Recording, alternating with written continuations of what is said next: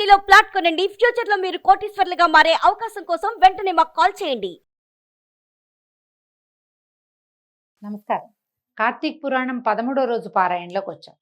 అయితే ఈ రోజున కార్తీక సోమవారం, ఇది 2వ సోమవారం అండి. కార్తీక సోమవారం నాడు విశేషంగా దేవాలయ దర్శనం, పగలు ఉపవాసము, సాయంకాల భోజనము, నక్షత్ర దర్శనం అయిన తర్వాత చేయొచ్చు. ఇది విశేషమైంది. దేవాలయంలో దీపారాధన చేసుకోవచ్చు. ఇంట్లో దీపారాధనలు 4 చోట్ల మన వాకిళ్లలో తులసి దగ్గర దేవారాధన ఎట్లాగూ చేసుకుంటాం కాబట్టి 3-4 చోట్ల మనం దీపారాధన చేసుకోవచ్చు. విశేషంగా మిగిలిన రోజులు పాటించకపోయినా ఒక సోమవారాలను మాత్రమైనా ఉపవాసం చేసి హరనామ సంకీర్తన, శివనామ సంకీర్తన కూడా చేసుకుంటే విశేషమైన ఫలితం లభిస్తుంది. ప్రత్యేకంగా ఈ రోజున చెప్పబడింది ఏంటంటే, ఏదైనా దానం చేసుకోవటము, దేవాలయ దర్శనం చేయటము, దీపదానం చేసుకోవటము, సోమవారం నాడు ఉపవాసం ఉండటము, తర్వాత కార్తీక పురాణం మీరు ఎలాగూ వింటారు. ఈ ప్రత్యేకమైన పర్వదినం రోజున మీకు కుదిరినటువంటి అర్చన, పూజ, దాన, జపాదుల్ని చేసుకోండి. దానివల్ల లభించే పుణ్యంతో మానసిక సమస్యలు తీరుతాయండి. సోమవారాలు ప్రత్యేకంగా ఏంటంటే, శివుడు సోమవారం అంటే చంద్రునికి సంబంధించిన వారం కదా. ఈ రోజున శివార్చన చేస్తే మానసికమైన శాంతి, చిత్తశాంతి లభిస్తుంది. సరే, మనం పురాణంలోకి వెళ్దాం.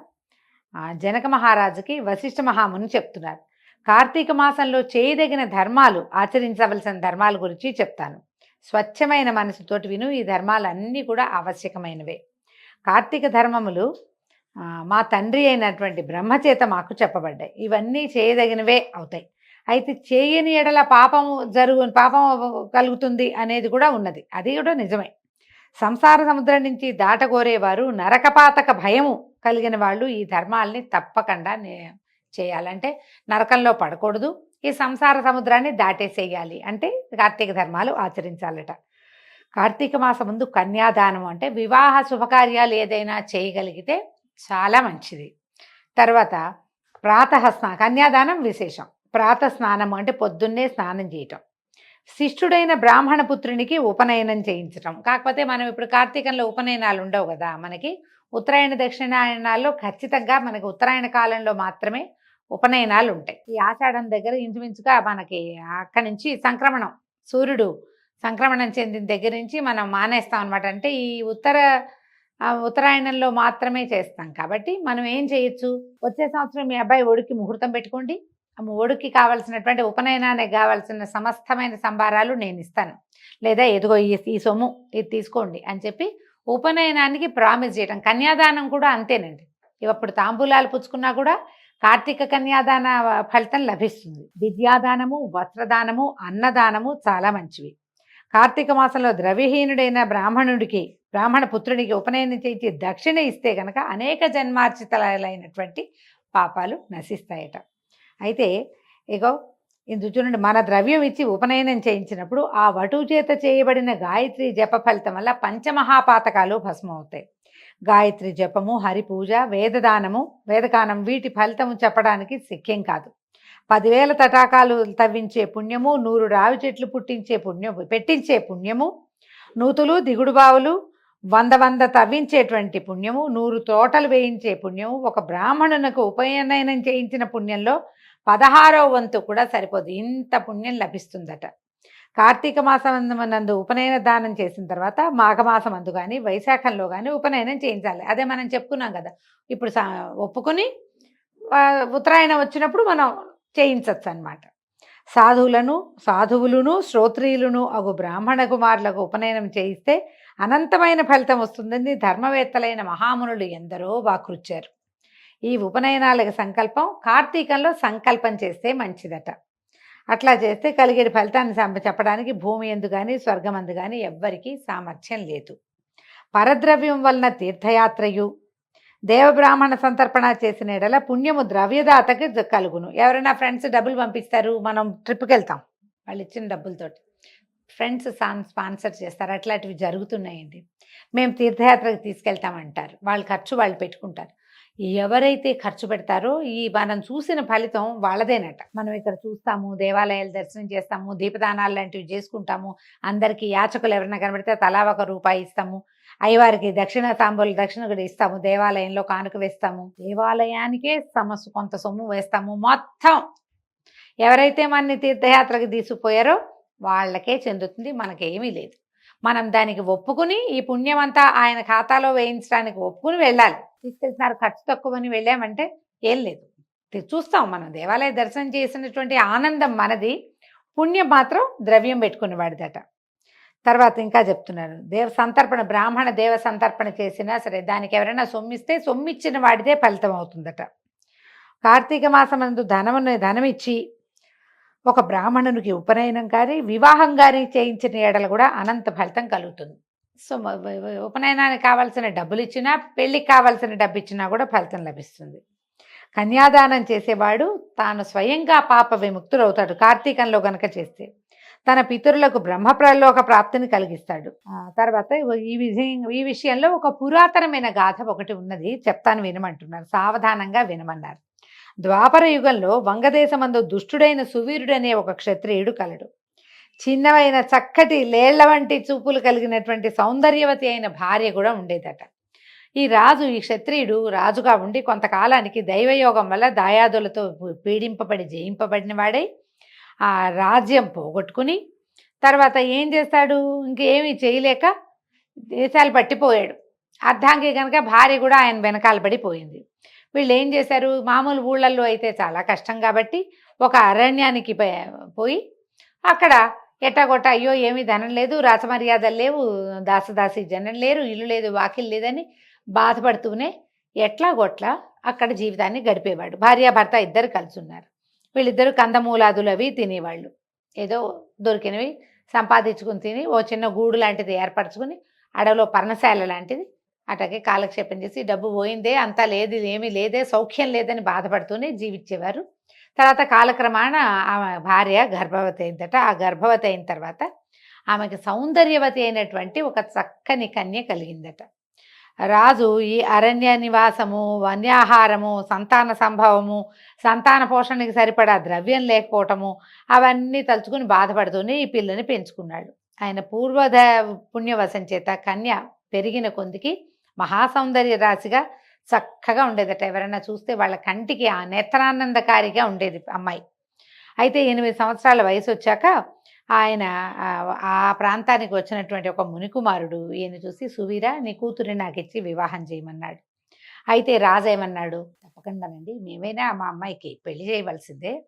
అయితే ఏంటంటే నేను దరిద్రుణ్ణి, ధనం పోగొట్టుకుని ఉన్నాను, కోరినంత ధనం ఇచ్చి మా పిల్లని వివాహం చేసుకో అనేసరికల్లా సరే ఈయన ఏం చేశాడు, మునికుమారుడు ఆ అమ్మాయి నచ్చింది. ఆ పిల్ల అది 8 ఏళ్లకే చక్కగా ఉంది, పెద్దదైతే ఎంత అందంగా ఉంటుందో, ఆ సౌందర్యవతైన కన్నే కావాలి అతనికి.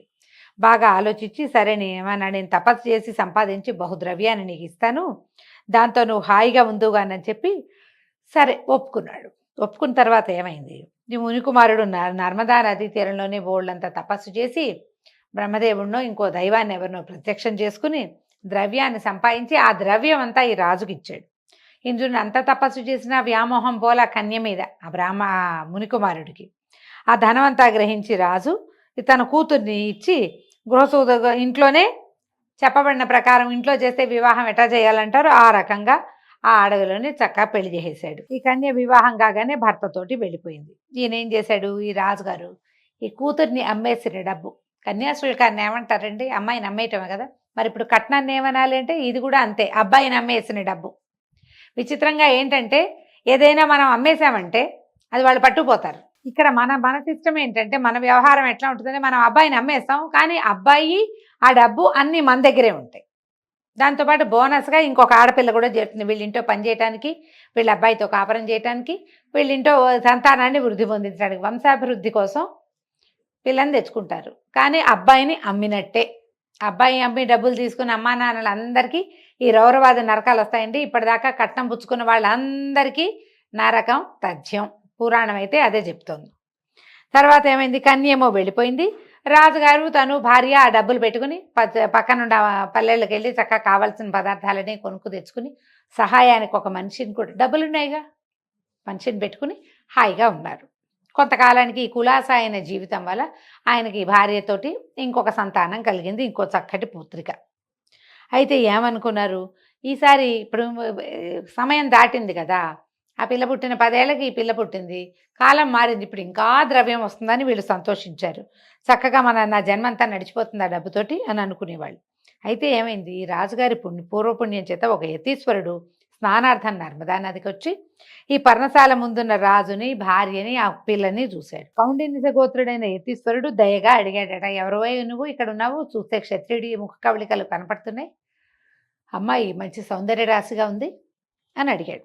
అడిగేసరికల్లా ఈయన ఏం చెప్పాడు, నేను వంగదేశాన్ని పరిపాలించే రాజునండి, నా పేరు సువీరుడు, నా దాయాదులు రాజకాంక్షతో నన్ను రాజ్యం నుంచి వెడలు నడిచారు, నేను ఈ వనంలో ఉన్నాను అని చెప్పాడు. దారిద్ర్యంతో సమానమైన దుఃఖం, పుత్రమృతితో సమానమైన శోకము, భార్యా వియోగమతో సమానమైన వియోగ దుఃఖము లేవు, ఆ దుఃఖంతో శాఖమూలాదుల్ని భుజిస్తూ ఈ వనమందు నివాసం చేస్తున్నానండి అని చెప్పాడు.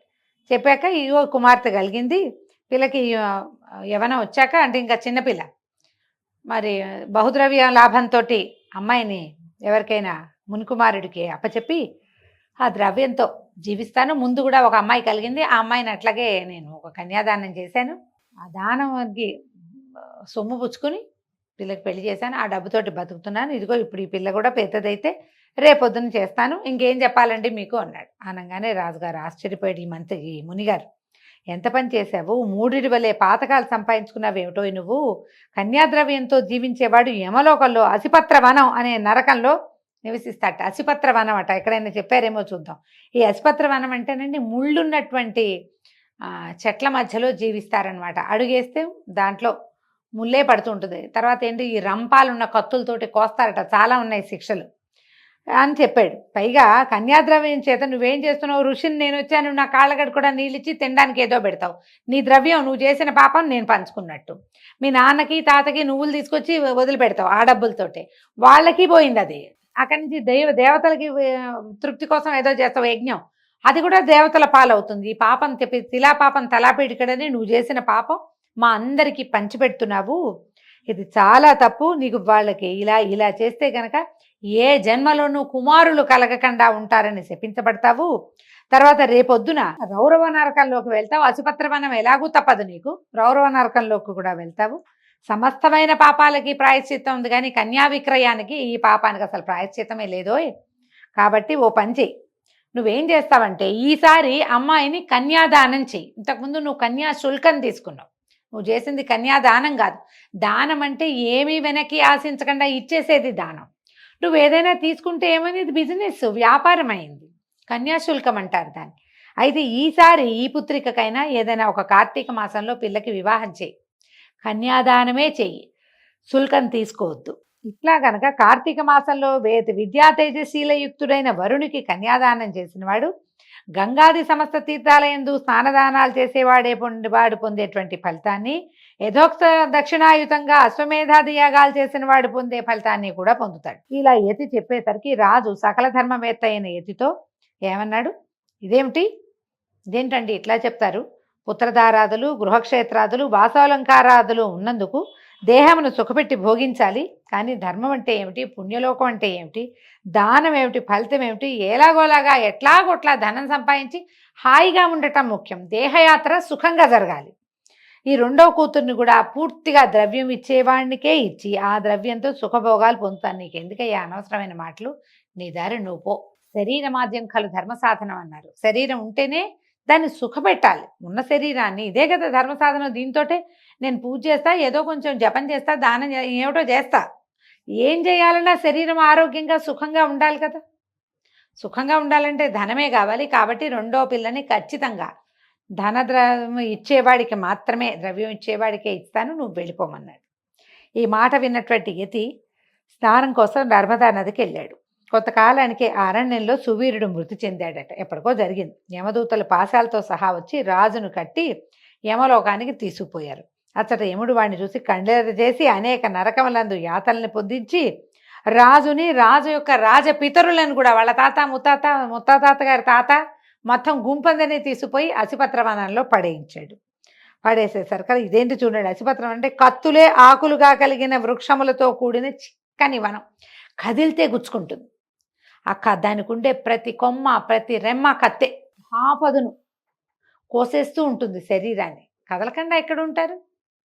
ఇక్కడి నుంచి అక్కడికి వెళ్ళాలంటే కదిలి వెళ్ళాలి కాదు, వెళ్ళేసరికి తగిలేస్తుంది అనమాట. అక్కడి నుంచి ఏమైంది, సువీరుని వంశంలో శృతకీర్తి అనేవాడు ఒకడు సమస్త ధర్మాలు చేసి 100 యజ్ఞాలు చేసి ధర్మానిగా చాలా ధర్మంగా రాజ్యపాలన చేసి స్వర్గానికి పోయి ఇంద్రాదులతోటి సేవించబడుతూ ఉండేవాడట. కానీ ఈ శృతకీర్తి అనే మహానుభావుడు ఆయన పాపం చాలా చేశాడు. వాళ్ళ వంశంలో ఎవడైనా దౌర్భాగ్యుడు పుట్టాడంటే పైనున్న వాళ్ళని కూడా లాక్కొచ్చి నరకంలో బారేస్తారు. అదే సిస్టమ్ అట్లాగే నడుస్తుందండి. మనది మనతోటే పోదు, ముందు తరాల్ని తర్వాత తరాల్ని కూడా బాధిస్తుంది.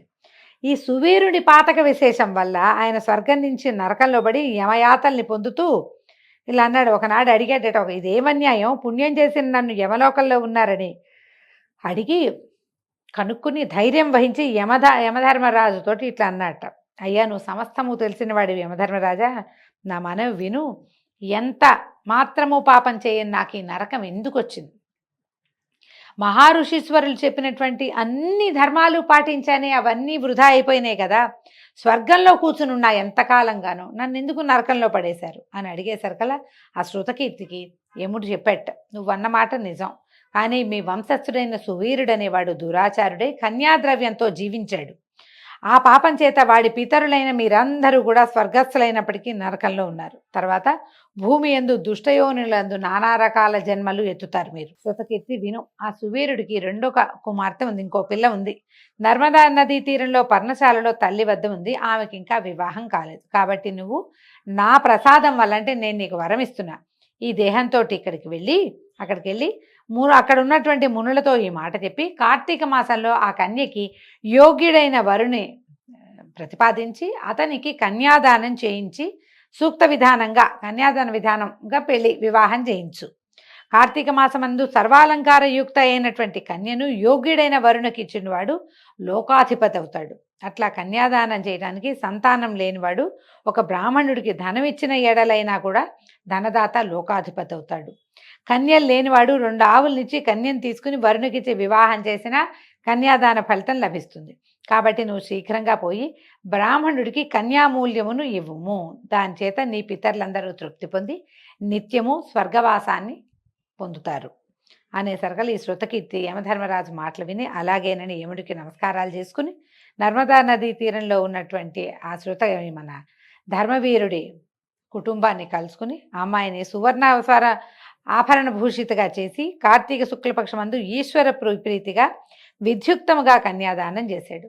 ఆ పుణ్యవశం వల్ల సువీరుడు యమపాస విముక్తుడై స్వర్గానికి పోయి సుఖంగా ఉన్నాడు. తర్వాత శృతకీర్తి 10 మంది బ్రాహ్మణ బ్రహ్మచారులకు కన్యామూల్యాన్ని ఇచ్చాడు. దాని చేత వాని పితరులందరూ కూడా విగత పాపులై స్వర్గానికి పోయారు. తానును యథాగతంగా స్వర్గం చేరాడు.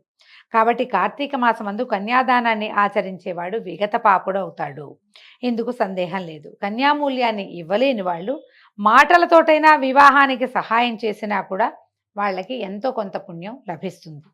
కార్తీక మాసమందు కార్తీక వ్రతము ఆచరించువాడు హరిసాయుధ్యాన్ని పొందుతాడు, ఇది నిజము, నా మాట నమ్ము. ఈ ప్రకారంగా కార్తీక వచనం వ్రతాన్ని ఆచరించని వాళ్ళు రౌరవ నరకాన్ని పొందుతారు. అంటే మాకు తెలీదు, మాకు కూడా రౌరవం వస్తుందా అంటే, చెవిని ఇల్లు కట్టుకుని చెప్తున్నాం కదండి, ఇదంతా వినేసి పురాణం విన్నాను చాలే అని మానేయకూడదు. వేటికి శక్తి ఉందో అవన్నీ ఆచరించాలి. కనీసం ఒక్కనాడైనా చేద్దామన్న ఆస్థ, ఆ నమ్మకం, ఆ ఉద్దేశం ఉండాలి. లేకపోతే కష్టం. ఒట్టి ఉద్దేశం పెట్టుకుంటే కుదరదండి. రోజు ఉద్దేశపడి ఒకరోజైనా ఆ పని చేయాలి. చేస్తే బాగుంటుంది, విశేషమైన ఫలితం లభిస్తుంది. లేకపోతే రౌరవ నరకం చెప్పారు కదా, మృగాలతోటి కుమ్మిస్తారు, అదేమిటో జరుగుతుంది అనమాట. ఈ విధంగా 13వ రోజు పారాయణ పూర్తయిందండి. రేపు ఉదయం మళ్ళీ 14వ రోజు కలుసుకుందాము. నమస్కారం.